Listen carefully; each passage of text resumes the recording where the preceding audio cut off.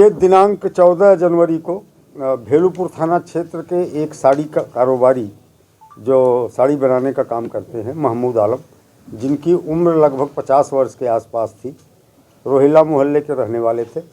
ये संदिग्ध परिस्थितियों में गायब हो गए। इनके बेटे को शाम को 6 बजे के आसपास फ़ोन आया। फ़ोन इन्होंने ही किया और ये कहा कि हम बहुत ही संकट में हैं, 8 लाख रुपए की व्यवस्था कर दो। और बेटे द्वारा उपेक्षापूर्ण उत्तर दिए जाने के बाद फ़ोन बंद हो गया। फिर 2-3 कॉल और आई, लेकिन दोनों का संपर्क नहीं हुआ। शाम को 10 बजे के आसपास थाने को सूचना दी गई।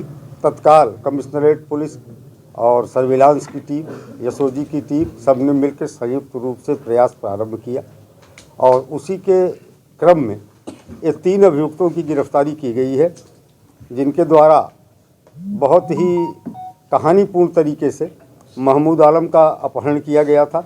कहानी कुछ इस प्रकार निकली इनकी गिरफ्तारी के बाद। ये पाया गया कि अनिरुद्ध पांडे और प्रवीण चौहान, ये जो 2 अभियुक्त हैं, दोनों को पैसों की आवश्यकता थी। इनमें से प्रवीण चौहान पहले जो है साइंस सिटी में काम करता था। कंपनी के भाग जाने के बाद वो साड़ी के काम में लगा और चौक थाना क्षेत्र में किसी साड़ी कारोबारी के यहाँ काम करता था। उसी के द्वारा एक टारगेट सेट किया गया महमूद आलम को। उन्हें एक ऐसे आदमी की तलाश थी जो महिलाओं के झांसे में आकर आसानी से जुड़ सके, फिर उसका अपहरण करके उससे पैसे की वसूली की जाए। और इसी के तहत बड़ी प्लानिंग से इसमें जो दूसरे अभियुक्त अनिरुद्ध पांडे हैं, इन्होंने अपनी पत्नी दिव्या सिंह उर्फ अंजलि पांडे को तैयार किया, जो बीमा एजेंट बनकर महमूद आलम के साथ दोस्ती करने लगी। कई बार उनकी दुकान पे गई और इस घटना के 3 दिन पहले भी जाके उन्होंने सूट वूट खरीदे और व्हाट्सएप पे चैटिंग करने लगी थी महमूद आलम के साथ। महमूद आलम उन पे आसक्त हो चुके थे और एक प्लानिंग के तहत इन तीनों ने एक फर्जी नाम पते पे, एक दूसरे व्यक्ति के नाम पते पे सिम लिया, नया मोबाइल ख़रीदा और घटना के दिन 14 जनवरी को दिन में 2-2:30 बजे के आसपास इस महिला दिव्या सिंह उर्फ अंजलि पांडे के द्वारा महमूद आलम को फ़ोन करके बीएचयू परिसर में बुलाया गया, जहां वो अपने स्कूटर से गए। स्कूटी को विश्वनाथ मंदिर के बाहर खड़ी करके एक प्लान्ड वे में प्रवीण चौहान की एक एसयूवी 500 सफ़ेद गाड़ी है, उसमें उस महिला के साथ बैठ गए। ड्राइविंग सीट पे प्रवीण चौहान था। महिला अंजलि पांडे का पति अनिरुद्ध पांडे बाद में मिला। एक गाड़ी में उस महिला के साथ छेड़छाड़ सा करना प्रारंभ किए, क्योंकि इन्हें विश्वास था कि महिला इन पे आसक्त है। और इन तीनों ने इनको लेकर के शहर के बाहर जौनपुर रोड पर लगभग 25-30 किलोमीटर फूलपुर तक ये लोग गए और वहाँ से उन्होंने फ़ोन कराया था इनके बेटे को। और जब इन्हें लगा कि बेटा पैसा नहीं देगा, तो उन्होंने इनका जो एटीएम कार्ड था उसको ले करके, चूँकि 10,000 रुपये महिला पे खर्च करने के इरादे से दिन में पहले ही निकाल चुके थे 2-2:30 बजे के बीच में, तो 90,000 रुपये की लिमिट और बची थी। 90,000 रुपये उस रात को निकाला। इसके बाद इनको लेके थोड़ी देर घुमाते रहे और कोल्ड ड्रिंक में शराब पिलाया।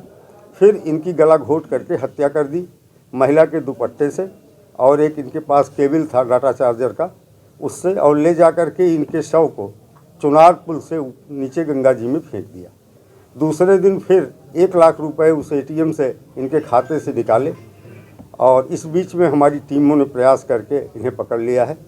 शव को बरामद करने का प्रयास किया जा रहा है। चूँकि ठंडक की वजह से अभी तक शव संभवतः सतह पर नहीं आया है, लेकिन लगातार हमारी टीमें प्रयास कर रही हैं कि शव की बरामदगी कर ली जाए। इनके कब्जे से इस नगद 1,73,000 रुपये जो एटीएम से निकाले गए थे बरामद किए गए हैं। एक्सयूवी 500 गाड़ी जो घटना में प्रयोग की गई थी वो बरामद की जा चुकी है।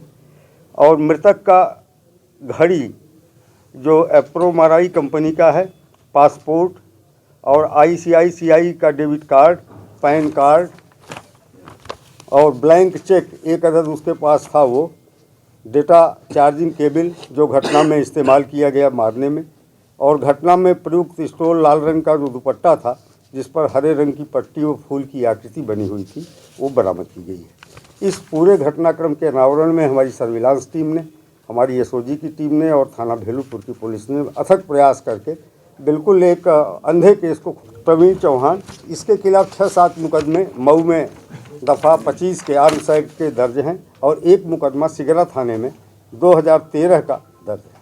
शेष अन्य 2 अभियुक्त जो अनिरुद्ध पांडे और उसकी पत्नी अंजलि पांडे हैं, इनका कोई आपराधिक इतिहास नहीं है। सर कब से रेकी कर रहे थे ये पता चला है? ये पिछले 3 महीनों से इस महिला के द्वारा सेट महिला जो है इनके संपर्क में आई थी महमूद आलम के, और वो अक्सर उनकी दुकान पे जाती थी बीमा एजेंट बन करके, और बीमा कराने के बहाने कभी कोई कपड़ा साड़ी आदि भी खरीदती रहती थी। तो इस तरह से वीडियो चैटिंग के माध्यम से और ऑडियो कॉल्स के माध्यम से वो महमूद आलम से जुड़ी हुई थी।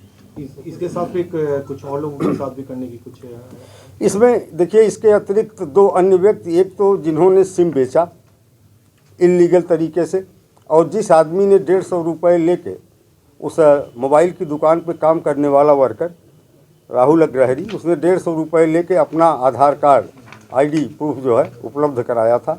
इन दोनों को भी समुचित धाराओं में गिरफ्तार किया गया। सर मृतक का मोबाइल महिला से वो LIC एजेंट के रूप में था या फिर कुछ और भी था? नहीं, देखिए भाई, महिला तो बहाने में इनके पास आती जाती थी झांसा देने के लिए, लेकिन दोनों के बीच जो महिला जिस झांसे में इनको फंसाना चाहती थी उस लिमिट तक ये उस चक्कर में फंस चुके थे और उसी के बुलाने पर ये गए। पूरा मामला हनी एक टाइप का कहा जा सकता है? हाँ, एक तरह से कहा जा सकता है कि महिला के माध्यम से इनको झांसे में लिया गया और फिर इन्हें कब्जे में लेकर के वसूली की गई, और चूँकि फिरौती की रकम प्राप्त होने की इनको कोई उम्मीद नहीं थी और ये जानते थे कि अगर ये छूट गए तो ये सबका पोल खोल देंगे, अभियुक्तों की पहचान हो जाएगी, तो इस कारण से इन्होंने इसकी हत्या कर दी। सर महमूद की हत्या कभी पुलिस को सूचना देने के पहले उसके बाद? देखिए, पुलिस को सूचना 10 साढ़े 10 बजे के आसपास रात में मिली थी, जबकि उसकी हत्या लगभग 8 बजे के आसपास इन लोगों ने कर दी थी।